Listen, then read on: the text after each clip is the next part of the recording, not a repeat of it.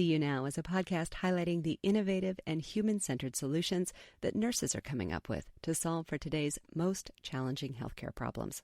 Created in collaboration with Johnson & Johnson and the American Nurses Association and hosted by nurse economist and health tech specialist Shawna Butler. When a patient dies during resuscitation measures, clinicians don't always stop and reflect. Generally, they walk away. They may have to move on to the next patient. They may be frustrated because they were not successful in saving that life. They may have to rush to get home. I'm hoping through just this one practice, it opens people's perspectives to what more can I do for myself? How can I treat myself in a different way so that I can sustain myself in the work I do? Jonathan Bartels is an emergency department nurse and a palliative care liaison at the University of Virginia Medical Center. He works at the intersection of innovation and bereavement, between humanity and technology, and quite literally between life and death. Jonathan understands that witnessing death over and over again takes a toll on healthcare team members. If you do this work and you come to this job and you think you will walk in and walk out and nothing will touch you, it's like going into water and walking out and thinking you're not going to get wet. We all get wet. It's how we dry off. How do we take care of ourselves? How do we heal so that we can continue to heal and care for others? In this edition of See You Now, we talk with Jonathan about developing what is now known as the pause, the purposeful act to create a moment of reflection, honoring the work that went into trying to save the life of an individual, as well as the life itself, allowing racing minds to slow, to hold space, both mentally and physically, to reflect, and so we are not, as he puts it, drawn into the vortex of failure. We learn how Jonathan originated the pause, a practice that has expanded across the world in new settings, how it has inspired unexpected avenues of research, rituals of honor, respect, comfort, and healing, and how implementing the pause can begin the process of taking care of yourself and others on your team. I'm Shawna Butler, and this is See You Now. Stay with us.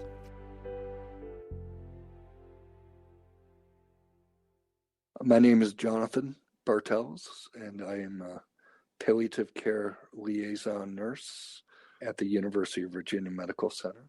I am also the liaison for the Compassionate Care Initiative at the School of Nursing here at the University of Virginia Medical Center.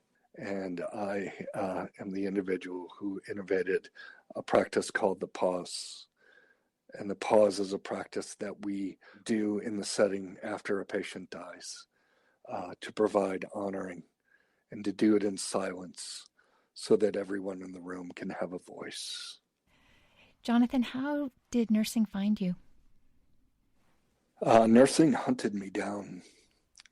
I started in healthcare. That's a very ominous image. Well, in a good way. But nursing, I started as an orderly in a small Catholic hospital when I was 18. And it was hard back then. That was the height of HIV. That was the patient loads were huge. The work was really intense. And I remember a nurse telling me one day that I should never, ever consider nursing as a career. And this poor nurse was burned out. She was exhausted. And so I took a circuitous route and continued to work in healthcare, but avoided nursing as a profession until the day I cared for my 36-year-old brother who died of a glioblastoma. And the experience of offering care, offering vigil, offering support was a pivotal moment in my life. And it drove me towards nursing because I felt if I could do that for my own brother, I could do it for anyone's mother, sister, brother, or father, and offer them the same care.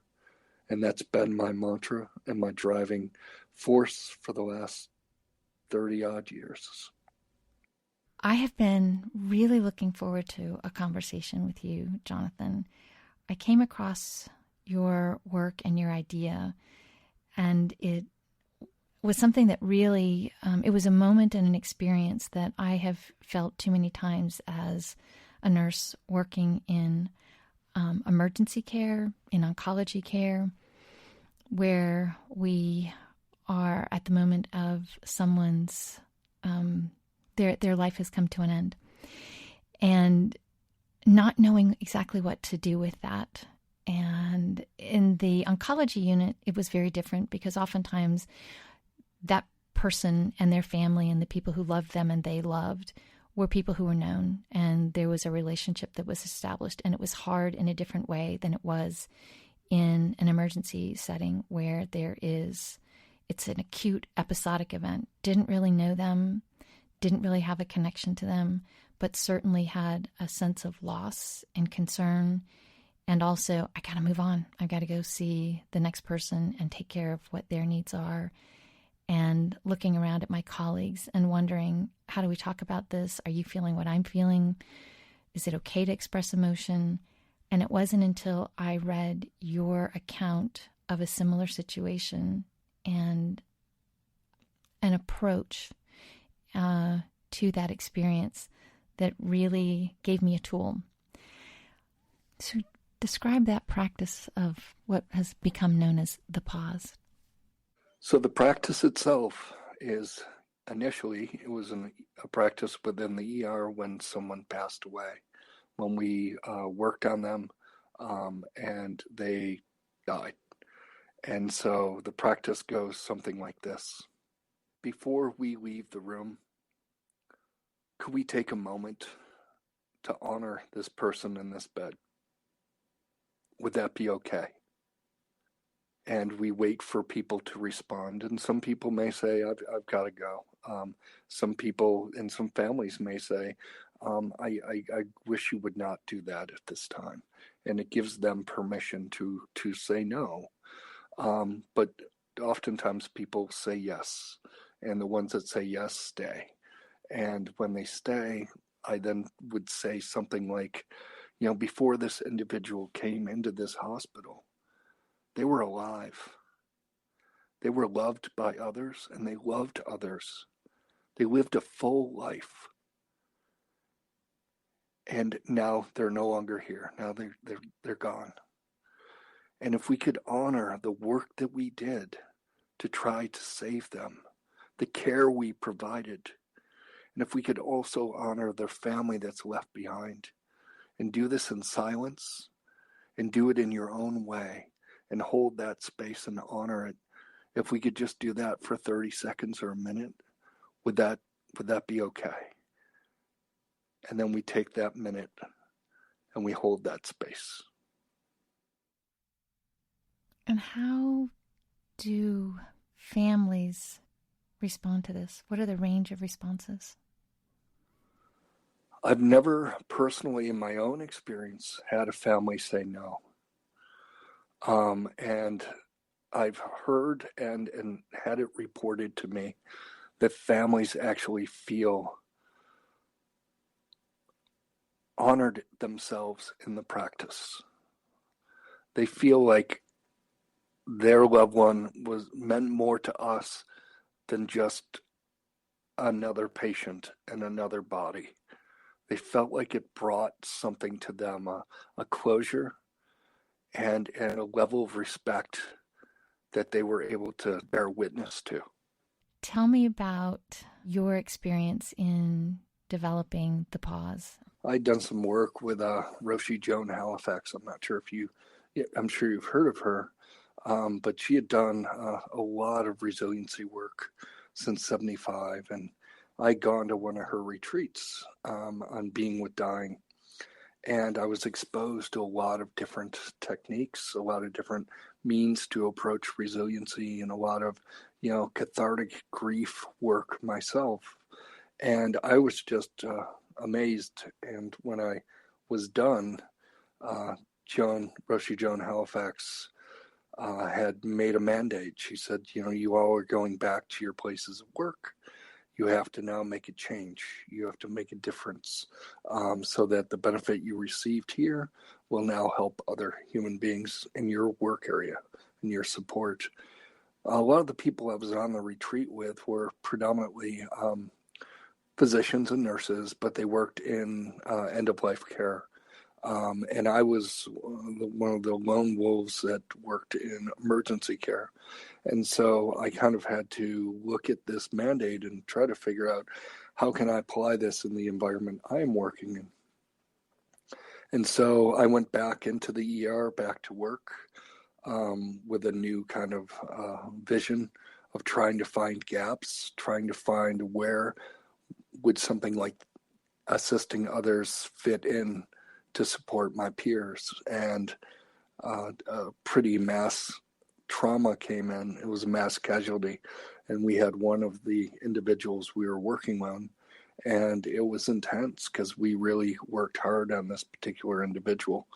And in the end, of course, everything we did was for naught, and it was just the way it was. Her injuries were far too extensive to fix, even though we tried our best. And at the end of it, I noticed a chaplain kind of stand up. She'd come in the room late, and she said, before anyone leaves, I want to do a prayer. And so she stopped the room, and I was like, wow, that's really bold, stopping the room. The prayer that she didn't meet my needs, because I was of a different faith. And I just felt kind of, well, that was cool. What can I do better? And how can I make this act of stopping and this act of honoring a more inclusive act? And that's where the inception of the pause came from. So as they're offering this prayer and this moment, in what ways did it not meet your needs? Well, for me, I come from a different tradition. So the languaging that was used in the prayer didn't speak to me. And I knew there were others in the room that were actually agnostic or who had no faith at all. So the words themselves rang untrue to them, because the language was very much in a Godfather kind of language. And that means a lot to a lot of people that have that particular faith and they bend towards that genre of belief. But for those in the room that it didn't speak to, like myself, I felt like I could do it a little bit differently. I had an extensive background in comparative religion and anthropology before I became a nurse. And so I relied on that knowledge to really adapt the actual practice. When I'm listening to this, and as I was initially came across this and reading this, I sense that the effort and the intention was to address the sometimes despair that healthcare professionals and team members feel when you do have a death, when the outcome is not what you intended. Was that your initial prompting, was to really help team members? No. My prompting was to help myself. And it was a practice that would at least meet the needs of what I felt I needed to have met. The result of that, by offering myself that compassion, has spread to include everyone in the room,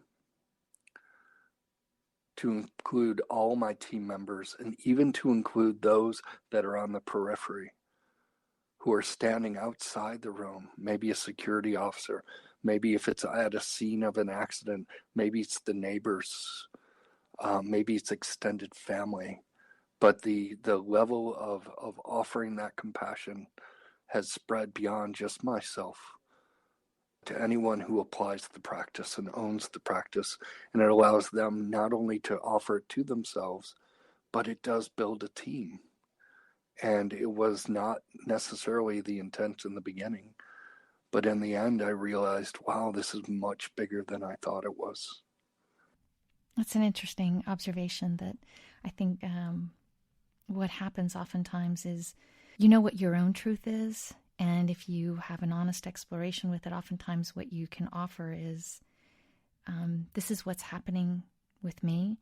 And maybe this is resonating with somebody else. And it sounds like that may have been this experience. I've seen the pause or heard people practicing this in so many different settings, in so many different instances. So you've planted these seeds and been very generous in sharing that. What has blossomed? What's come back to you? It's I liken it to throwing a rock into a calm lake, and the ripples just spread. The kind of interconnectedness of the experience has gone far beyond what I was capable of imagining it could, and the lives it touches. I don't go a day or two without someone stopping, and if they know who I am, which is the beauty of being myself at this point, is that my practice that I help inspire is famous, but I am not. I'm invisible. And so when people find out I'm the guy behind it, they come up and they share stories. I had a medical student just the other day come up and he said, "Man, thank you. They did that for my dad after he died, and I'll never forget that." And so I get these vignettes. I was in Boston, and I was speaking at a compassion conference. They were doing research on the pause, and I was part of the advisory committee for it. And I was presenting my material, and at the end, this woman who was dressed in a hijab, and she was Somali, she came up to me and she said, "Thank you." And I said, "No, thank you." And she then proceeded to tell me a story of how she works actually in a refugee kind of healthcare setting. And people come from all over the world. And she said they come here and they're traveling. Anyone who comes to me tells me their story. And they tell me their story of surviving violence, sometimes surviving rape, and they unburden it onto me. And I usually stop them and I say, "Could we take a moment and just honor the path you took to get where you are right now?" And they hold that space. And that just blew my doors away. I was like, wow, that is beautiful. And it's not necessarily the pause for the end of life, but it's a pause to honor the struggles of another human being, and to connect in that way. It's really powerful. You mentioned research on the pause. Can you say more about what the research is being focused on? An acquaintance of mine, Tim Cunningham, who's now at Emory, has a doctorate in nursing, was doing research on the spread of the pause. So what he did was connect and reached out to several different continents and different areas where he found out the pause was. And then he interviewed the people who are practicing it to find out a broader meaning of what it means to those individuals, as opposed to what my intent was when I started it. Now that it's spread so much, to really get information about what the practice means for those around the world that are practicing, and how does it affect them, and is there a universal definition of what it means to practice a pause. We're still waiting on data on that to come back. The research that they did at the Compassionate Care Institute at the University of Virginia was using a mock scenario in a simulation room in which there was an untoward death And they had an actor who actually played the part of a nurse, and she would implement the pause for half of the practice and then not implement the pause for the other half after the death, and trying to find out if that affected or were there biologic responses from the team after being exposed to the pause. And so we're still waiting on that information to come back as well. Sadly, we see stories in the news on a too regular basis on the rate of clinician burnout, just how the demands, the urgency of need, being asked to do more, people not getting the care that they need, difficulties with getting it insured, and just how that has a huge impact on health professionals' health, well-being, outlook, and how it causes them to have what is referred to as burnout or deciding to leave the profession or the practice, and for, sadly, some to take their own lives. How is this practice addressing the emotional needs and well-being of team members? I'm glad you asked, because someone actually asked me that in Boston, and I didn't know if it was on the day of National Suicide Awareness Day, and I hadn't thought about it. And since then I have. The practice of the pause is not a panacea. It's not going to cure everything, and it's only a first step. The real mindset behind the practice itself is to really address caring for ourselves while we take care of others. And so I liken the practice itself to, being a finger that points the way to what we all should be doing. And I'm not sure what that'll look like for any one individual, because we all approach resiliency and self-care in a lot of different ways. But if the pause can help someone just briefly, for a moment, hold a space and heal in that moment, maybe it'll set a pattern for them to look further into how much more they can care for themselves. We in healthcare are very prone to blaming if something goes wrong. And sometimes things go wrong and we don't necessarily have the solution, and we may not be the cause. And so I'm hoping through just this one practice, it opens people's perspectives more to what more can I do for myself? Not to take on more work, but how can I treat myself in a different way so that I can sustain myself in the work I do? I'm thinking about how this is, as you mentioned, like throwing a rock into a calm body of water, has just rippled across the landscape, and people using this to great benefit. And one of the partners I've seen is the Cleveland Clinic, how they have brought that to their entire team, a very large team across their institution. How are they using this as an institution? What they've done, and often a lot of people at my behest, I request that it not be protocolized or made into a protocol. This is an invitation to practice.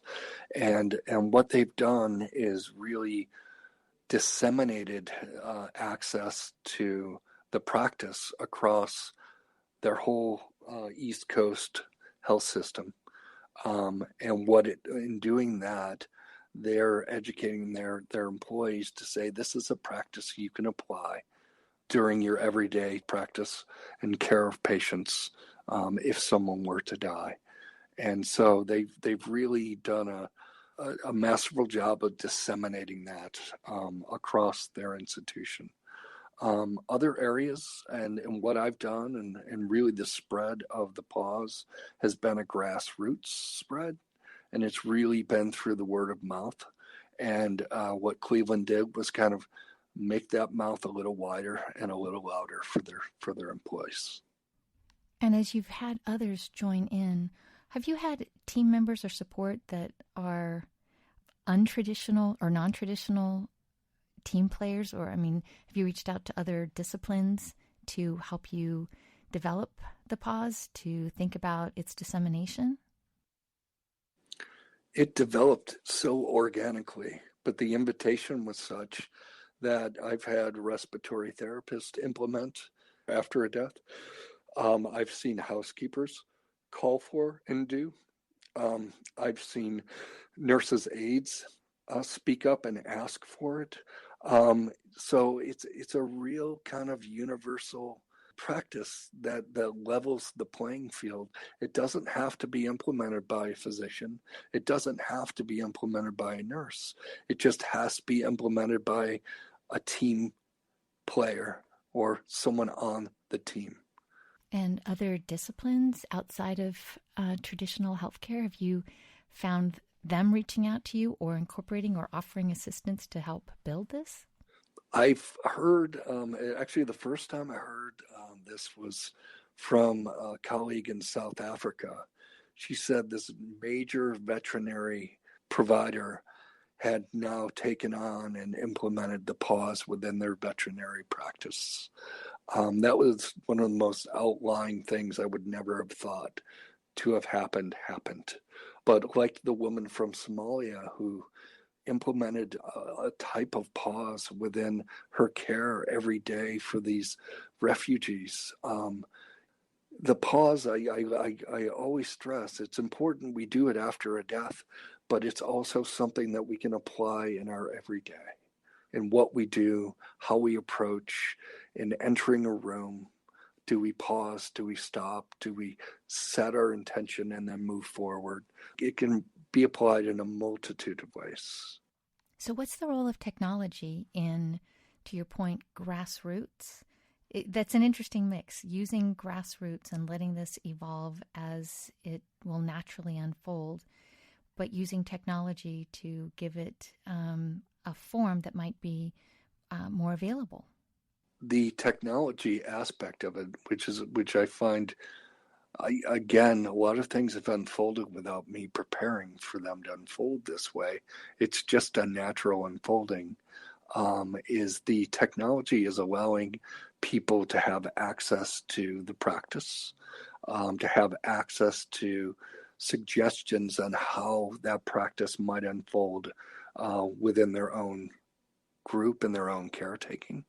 And the technology itself is allowing for lots of people look for templates to use.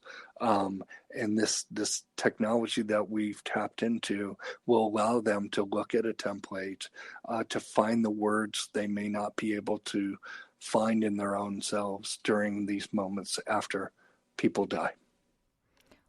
When we're using the word technology, what form is that taking? I've seen or heard about the use of something that's based in an app that's available on a mobile phone. What technologies are helping to support people who want to use the pause? Well, I initially, when I started the practice, I wanted to make this a universal practice, and I wanted it to not necessarily be owned by one institution, but to be owned by the practitioners themselves. And so I personally had started a self-funded webpage, and that's where Cleveland got a lot of their information was from the webpage where I give the information away for free. And by doing a website, I was able to really disseminate more information about the pause by reaching out to individuals and pointing them towards that source of information. So they were able to access and get information and see the video on the site and also have a means to contact me if they wanted to have further instructions or support in trying to implement it in their own institutions. And that has led to this new app that'll be another means to really disseminate that knowledge and give it away for free. What will we find in it? What's the user experience? The user experience is they'll find instructions regarding when to implement the pause, how to implement the pause, and what words to use when doing it. And that's the gist of what the app will provide. You're listening to See You Now. I'm Shawna Butler. You can find the Pause app for the pause practice in your app store. That is a mouthful, guys, but it's developed in partnership with Round Glass. If you just search for the Pause app by Round Glass in your browser, you'll find it and you'll love it. Now, let's get back to our conversation with Jonathan Bartels. He's an emergency department nurse and a palliative care liaison at the University of Virginia Medical Center. We're talking about how he developed the practice of the pause.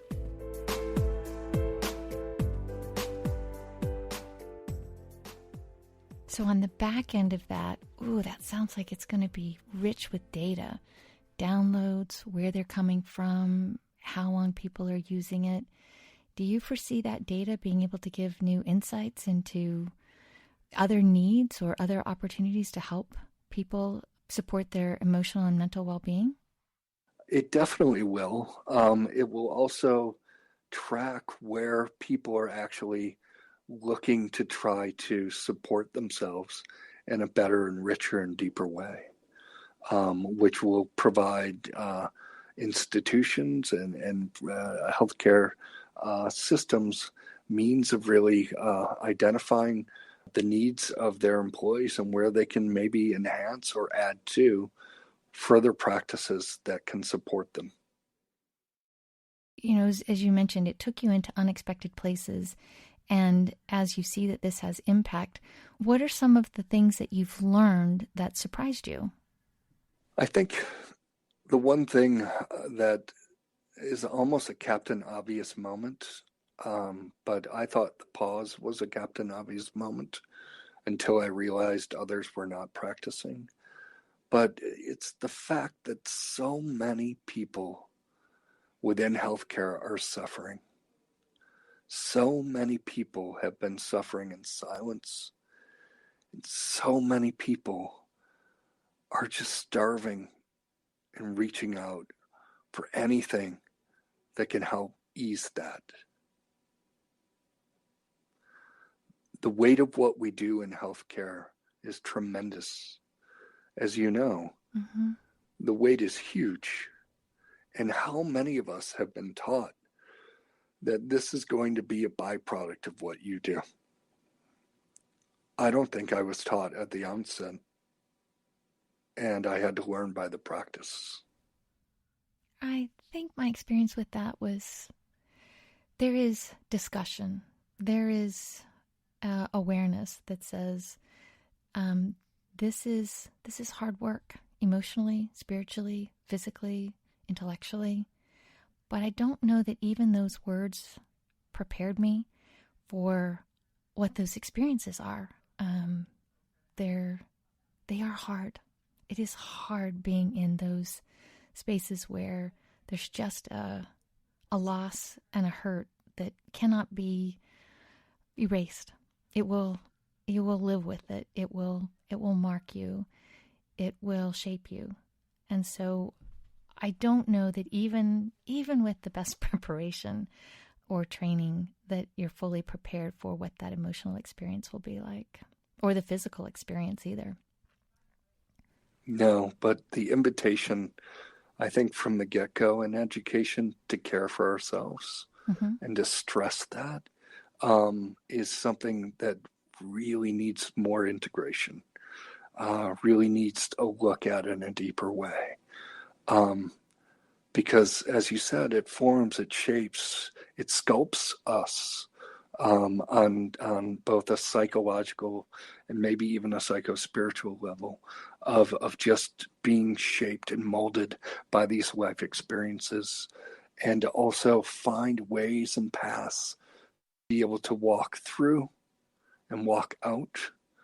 When I often present, I say, if you do this work and you come to this job and you think you will walk in and walk out and nothing will touch you, it's like going into water and walking out and thinking you're not going to get wet.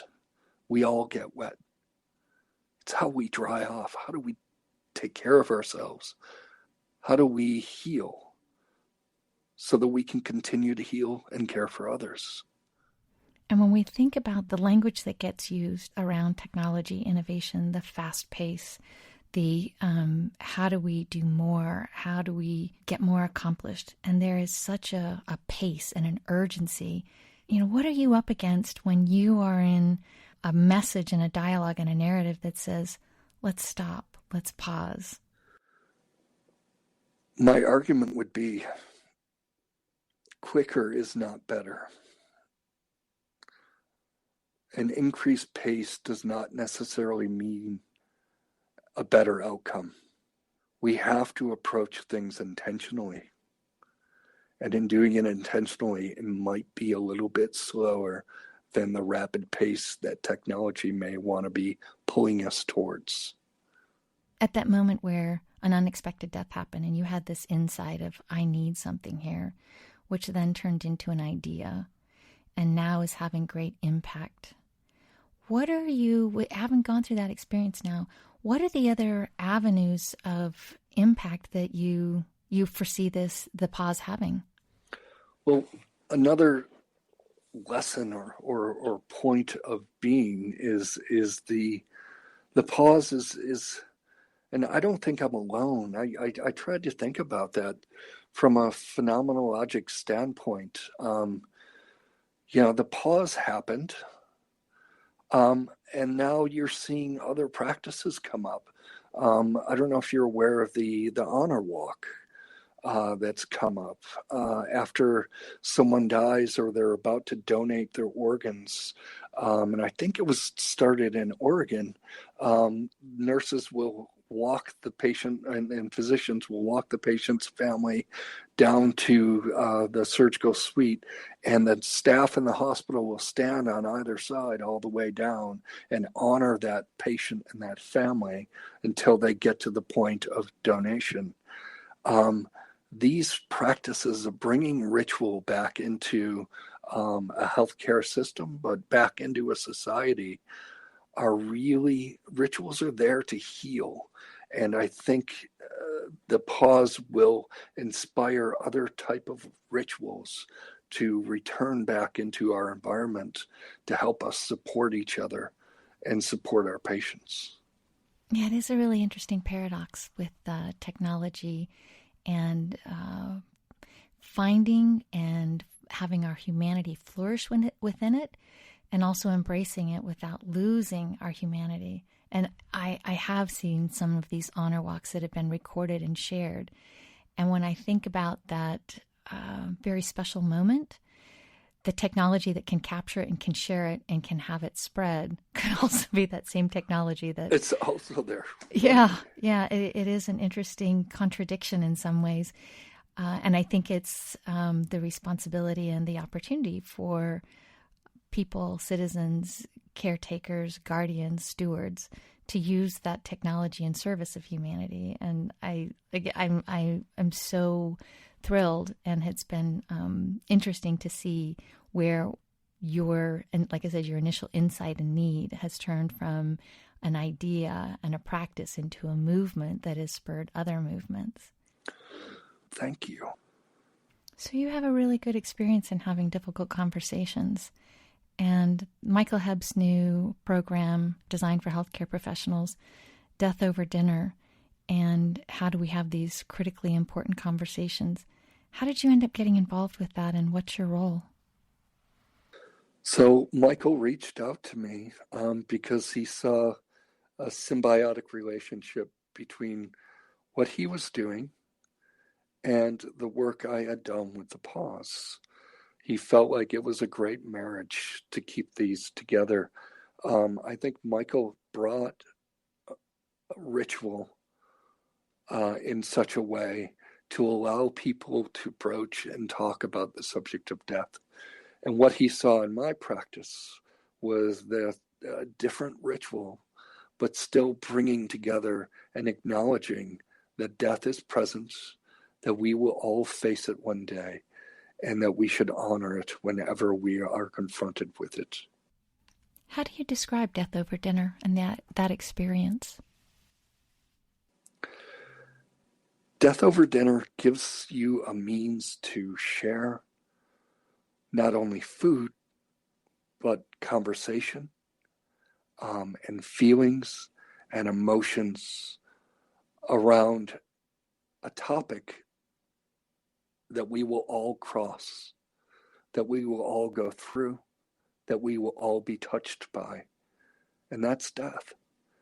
And Michael's Death Over Dinner gives you a venue in which to address those issues, to support each other, to hear each other out, and to give voice and give space and give honoring to the concept of death that we will eventually have to face.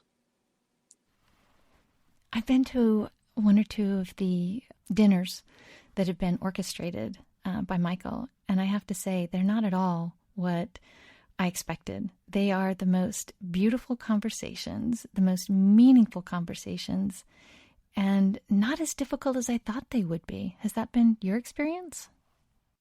Definitely. It's not, people think it's going to be so morbid. I haven't laughed as hard as I have at one of those dinners just because there's life there. We're talking about a subject that we'll all pass through, but we're all alive and we're doing it while we're alive. So it's really an opportunity to grab that juxtaposition of death and life, and to really embrace life and living and sharing. It's beautiful. What are you excited about as far as next steps?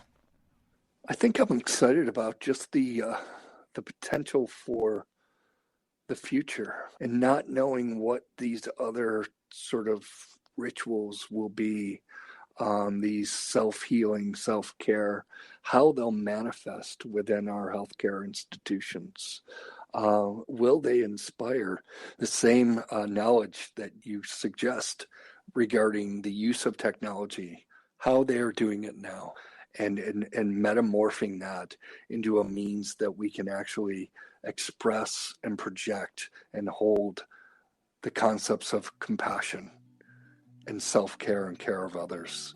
I think the future is wide open, and I think the potentials for that are only limited by our capacity to imagine them. Well, thank you so much for spending time in conversation with me. This has just been a treat and a delight. And who would have thought that spending time thinking about dark, difficult moments could be so uplifting, but it certainly has been. So thank you for the work that you do, Jonathan. And thank you for the opportunity to give voice. Jonathan Bartels is an emergency department nurse and palliative care liaison at the University of Virginia Medical Center. You can find more about his work on our website, seeyounowpodcast.com. You'll also find a link to his article, The Pause, that was published in the Critical Care Nurse Journal in 2014. It was that article that brought Jonathan to my attention, and honestly, it rocked my world. Value-based care is often expressed as a financial equation, better outcomes at lower costs. But there is also innovating for human values, something that nurses are particularly skilled at, innovating for inclusion, dignity, belonging, safety, compassion. This interview reminded me that there is so much more to innovation than developing shiny new products. With the prime value placed on efficiency and speed, taking a pause is an innovative and revolutionary act.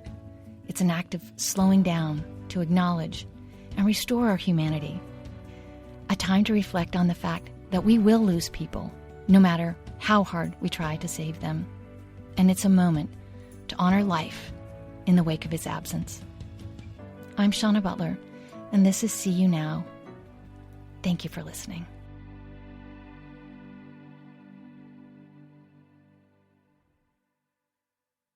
See You Now is created in collaboration with Johnson & Johnson and the American Nurses Association. Johnson & Johnson is proud to power up nurse-led innovation that is transforming health outcomes through skill building, leadership development, and more. The American Nurses Association ignites and celebrates nurse-led innovation to redefine quality nursing and advance healthcare for all.